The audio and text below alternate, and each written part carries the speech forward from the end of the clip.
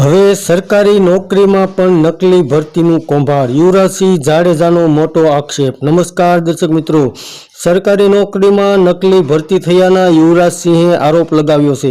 યુવરાજસિંહના કહેવા અનુસાર police sub auditor, GPSC, railway આરોગ્ય ખાતામાં બનાવટી ઉમેદવારોની ભરતી કરવામાં આવી છે અને તેમાં રૂપિયા લઈ અને લોકોને સરકારી નોકરી આપવામાં આવી છે।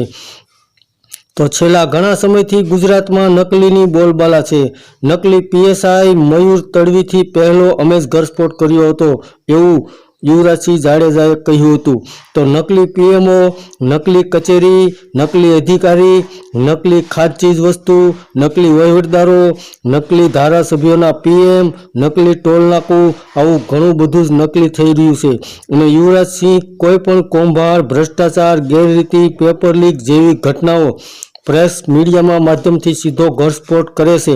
તો અમે હવે પહેલા પોલીસ સમક્ષ ફરિયાદ નોંધાવવા માટે 3 વાર પ્રયાસ પણ કર્યો, પરંતુ પોલીસ દ્વારા પીડિતની એફઆઈઆર સુદ્ધા નોંધવામાં ન આવી।